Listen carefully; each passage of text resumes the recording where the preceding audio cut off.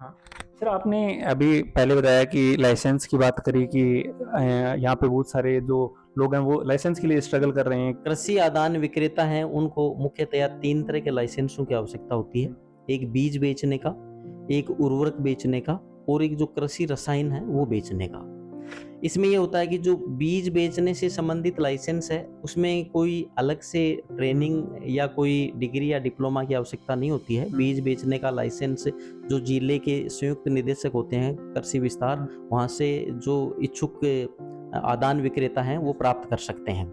लेकिन उर्वरक बेचने के लिए भारत सरकार की एक गाइडलाइन है कि आपको 15 दिन का एक स्ववित्त पोषित या जिसकी 6,000 रुपये 15 दिन की फीस होती है, वो आप कृषि विज्ञान केंद्र पर रजिस्ट्रेशन करवा करके 6,000 रुपये की फीस दे करके और 15 दिन के बाद में हम उसको एक प्रमाण पत्र देते हैं। उस प्रमाण पत्र के आधार पर वो जिले के जो संयुक्त निदेशक हैं कृषि विस्तार, वहाँ अप्लाई करेंगे और उनको उर्वरक बेचने का लाइसेंस है वो मिल जाएगा।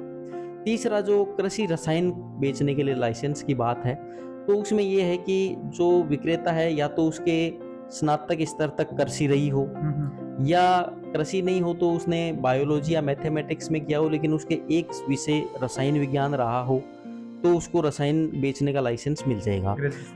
बिल्कुल, उसके रसायन विज्ञान केमिस्ट्री एक सब्जेक्ट होना चाहिए। अगर ये दोनों ही बातें नहीं हैं, मान लो उसके पास केमिस्ट्री का भी नहीं है और एग्रीकल्चर से भी नहीं है, तो फिर एक साल का डिप्लोमा कोर्स होता है जिसको डेसी बोलते हैं, DAESI, है ना? वो हम नहीं करवाते हैं। झुंझुनू जिले में जो आत्मा कार्यालय है वो करवाते हैं, वो 1 साल का होता है। तो फिर वो डिग्री जो डेसी डिप्लोमा है वो करना पड़ेगा। लेकिन अकेला अगर उर्वरक के लिए लाइसेंस चाहिए तो कृषि विज्ञान के अंदर नियमित रूप से जैसे ही हमारे पास में रजिस्ट्रेशन हो जाता है, उसमें ये है गवर्नमेंट ऑफ इंडिया का एक नियम कि कम से कम 30 ट्रेनीज का बैच चलेगा।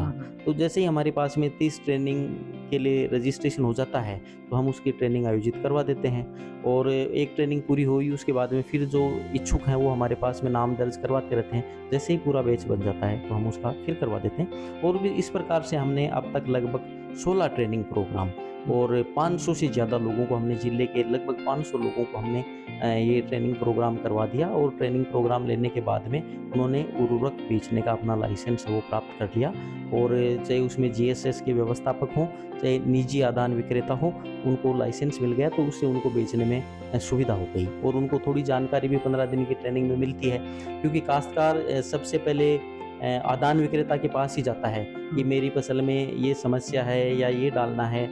KVK तक या कृषि विभाग तक काश्तकार पहुंच नहीं पाता है, तो उनको भी एक मूल जानकारी होनी चाहिए किसान को बताने के लिए कि कौन सा उर्वरक डालना है, कितना डालना है, कब डालना है, क्या सावधानी रखनी है। तो उस 15 दिन की ट्रेनिंग प्रोग्राम में ये सब जानकारी उनको उपलब्ध करवाई जाती है। उसके बाद में उनको हम सर्टिफिकेट देते हैं। फिर सर्टिफिकेट के आधार पर जिले के जो संयुक्त निदेशक हैं कृषि विस्तार, वो उनको लाइसेंस देते हैं। व्यापार लाइसेंस जो फर्टिलाइजर वगैरह सब का है उसके लिए तो हमको जो ग्रेजुएशन है वो भी चाहिए। हाँ, फर्टिलाइजर रसायन के पेस्टिसाइड, लिए, हाँ रसायन के लिए, कृषि रसायन के लिए। पेस्टिसाइड और बिल्कुल, ये बिल्कुल। ये तो चलो एक बढ़िया चीज़ है, क्योंकि ये सच में बताऊँ तो मुझे मालूम नहीं था इन चीज़ का कि ये जी। जो 3 कैटेगरी आपने बताई है कि एक तो हमको सीधे ही कोई बीज के लिए, बीज के लिए तो इतना ज़्यादा उर्वरक के ज़रूरी लिए नहीं, और और कृषि कृषि रसायन के लिए, रासायनिक बिल्कुल 3 पेस्टिसाइड कैटेगरी है उसमें इसमें। बहुत ज़्यादा खतरनाक भी होता है, बहुत ज़्यादा बिल्कुल, जहरीला होता है। बिल्कुल।